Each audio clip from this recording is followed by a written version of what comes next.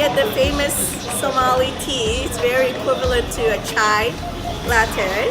They have similar seasoning, cardamom cloves, but they boil it with milk. You get crepes, which is maloa in Somali. That's how we see it. It's a little bit drier, but it's apparently you can't have a tea without it. So they sort of go together. It's like a morning snack, midday. It's M-A-L-A-W-A-H, maloa. But I'm saying the X wrong. I'm saying it in English, but it's in Somali. It's actually maloa, but you can say maloa. Sounds good. And then what else is over here? So we have, this is called mandasa in Kenya. So they would call it, in Swahili it's called mandasa. In Somali it's called bur, B-U-R, which is just a flour basically. And it's supposed to go with our famous samosa, which I call it sambusa. Some people would say samosa, it's actually sambusa. So you grab one of each and you put it together with your cup of tea and voila, you got the best snack. We are in Newer caramel, so they call Newer. I just translated that word. And basically this is just built. So the one we are going to see later is what is called the older caramel. So old caramel, new caramel. So the new caramel has a modern twist to it. So you have the Somali traditional stuff, but with the modern twist. So you can find it dresses are sort of close to the American ways. They also make brides dresses here. So Somali has a different tribe, so we go by tribes. And her tribe is supposed to be related or traced back to Yemen. So that's where originally henna is originated from. So we are basically, Somalis are known to be African, but a bit mixed of Arab twist to it. So that's why we do a lot of hennas. It's not very common in Africa, but it's common when you go to East Africa, like Somali, Sudan, some part of the Kenya, and it has something to do with the migration of Arabs migrating and also Indians from the Indian Ocean, because that's where Somali is, like the Indian Ocean passes by. So with occasions, weddings, parties, Eid, which is after Ramadan, by the way, it's coming closer. So on May 5th is the first day of Ramadan, and then June 5th is around the day we break it, our fast, and celebrate. And that's a huge, this place, the line is over there on Eid. You do not want to come here. I even try to avoid it. It's crazy because apparently they do the best henna. A-B-A-Y-O, abaya. And there's different kinds of abayas. There's the fancy ones. There's the simple ones. As you can see, I'm wearing the simple one. There's nothing because I'm just like running errands and just casual. I didn't want to bling too much. This one has got a little bit of style to it, but it varies, even gets way better than style-wise. So this is just a tip of the iceberg. It gets very fancy. The end ones are crazy.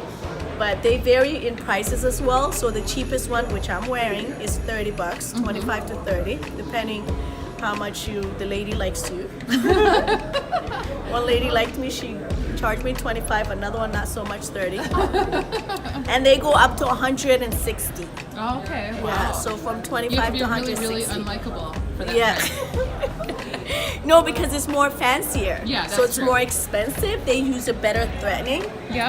So it's like it's made up more hand. So it's really, the quality is different. A lot more hours put into it. Quality. So yeah. So this is soccer, and with the Somali tradition, soccer is very, very embedded. It's just life. It's just part of life. Very close to football in the South. I don't know, Texas loves football, so that's the equivalent too. So soccer, it helps gathering families bond together over sports. So today we're obviously watching Liverpool against. But are there soccer teams in Somalia? Yes. Okay. Huge. There's more than one. They have the Somali Federation team, which is the biggest one. They have city teams, state teams. Somali, we don't use state, we're like Canadians, so we use provinces a lot. So each province has its own soccer.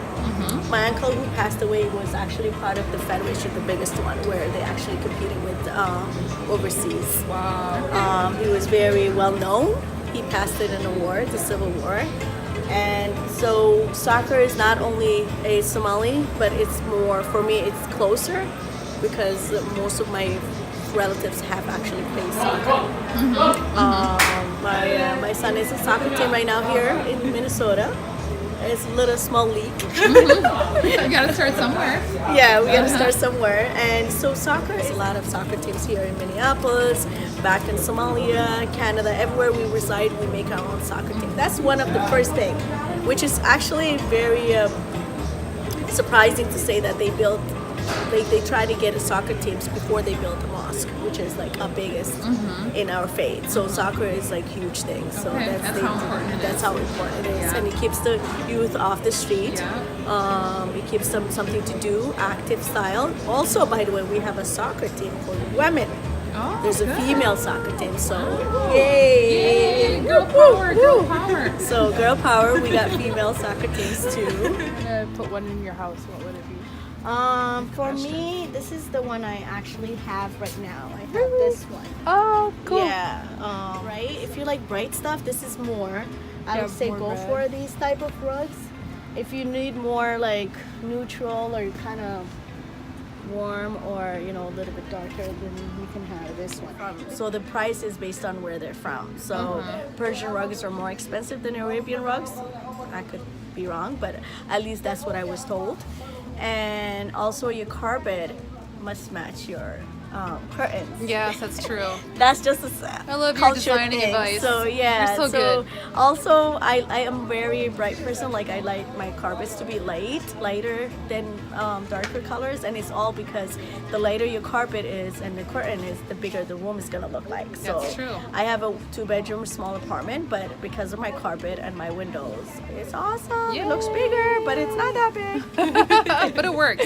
But it works. So yeah, that's my little designer Tip. personality. I love it. And thank you so much for coming along to our tour of the Somali Mall, Carmel Mall, right? Yes, Carmel Mall. Yep, It's in Pillsbury and Lake Street, East Lake Street and Pillsbury. Perfect, in Minneapolis. In Minneapolis. Yep, in kind of South Minneapolis. Yes. And thank you so much, Zainab, for sharing so many things with us this morning.